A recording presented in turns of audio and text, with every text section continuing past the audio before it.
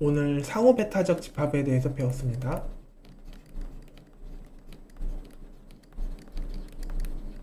그리고 상호 베타적 집합에서는 두 가지 연산이 있었죠. 파인드 연산이 있었고 유니온 연산이 있었습니다. 파인드 연산은 그 특정 원소의 대표 원소를 찾아주는 역할을 했고요. 최적화를 하지 않았을 때는 성능이 비고 n이었습니다. 유니온은 두 집합을 합쳐주는 거였죠. 유니온 연산은 내부적으로는 find를 활용하는 거기 때문에 find의 시간 복잡도를 그대로 따라갑니다. 그래서 이것도 시간 복잡도가 비고 n이 됩니다. 최적화를 하지 않았을 때.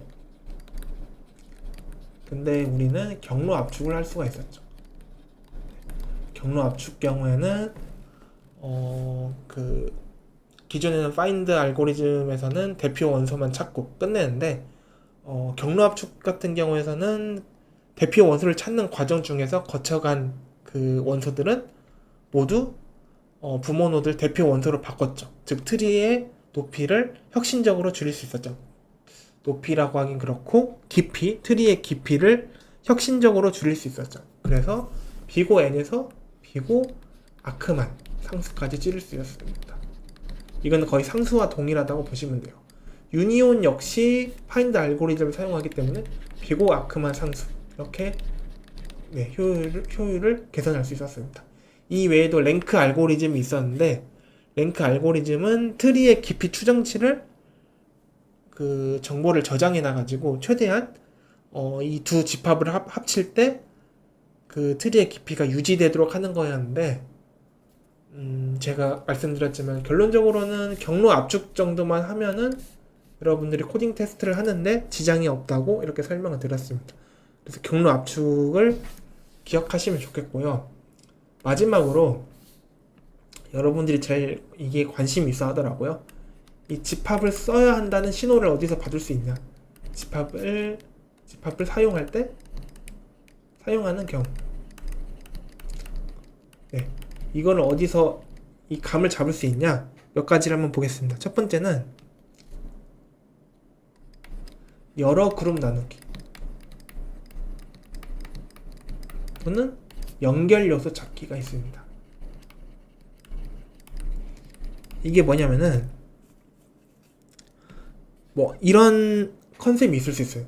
총 몇 개의 그룹으로 나뉘는가? 원소 A와 원소 B가 같은 그룹에 속하는가? 네트워크가 몇 개의 부분으로 분리되어 있는가? 연결 요소의 개수는 뭐 이런 것들을 물을 수가 있습니다. 이런 경우에는 그 몇 개의 그룹으로 분리되어 있는가? 몇 개의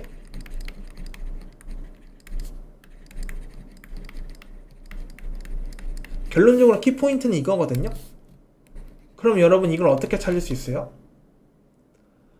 대표 원소의 개수를 찾으면 돼요. 그러니까 디스조인트 연산으로 여러분들이 이제 각 그룹을 형성한 다음에 맨 마지막에는 배열을 이렇게 쑥 훑으면서 대표 원소의 개수, 그러니까 현재 배열의 인덱스, 현재 노드와 그다음에 부모 노드가 같은 그 원소의 개수를 찾으면은 그게 결국에는 그룹의 개수가 되죠. 그래서 이런 식으로 해결을 할 수가 있습니다. 뭐 이런 문제가 있을 수 있어요. 뭐 n명의 학생이 있어요. n명의 학생이 있습니다. 그리고 m개의 관계가 주어집니다.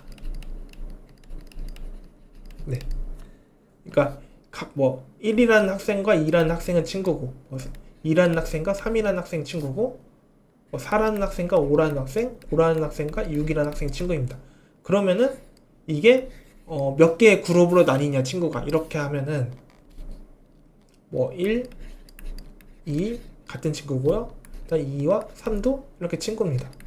그다음에 4와 5가 친구고 5와 6이 친구입니다. 이렇게 하면은 두 개의 그룹이다. 이렇게 여러분들은 답을 낼 수가 있어야 됩니다. 맞습니다. 그리고 뭐 이런 경우도 있을 수 있어요. 다 비슷비슷한데 2번 실시간 연결 관계가 변한다.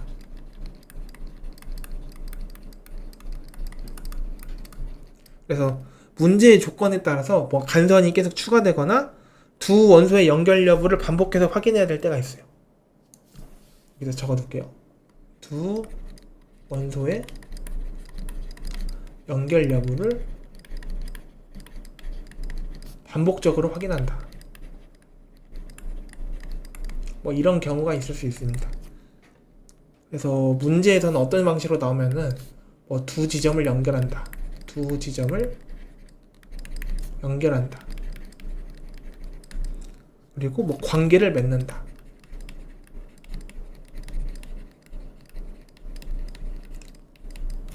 그리고 또는 뭐 두 지점은 현재 연결되어 있는가? 현재 연결되어 있는가? 뭐 이러한 언급이 되어 있을 수 있습니다. 예를 들어서 이런 그 문구가 나온다면은 집합으로 접근해야 하나? 뭐 이런 그 접근을 할 수가 있는 거죠. 그리고 뭐 마지막으로는 사이클 확인.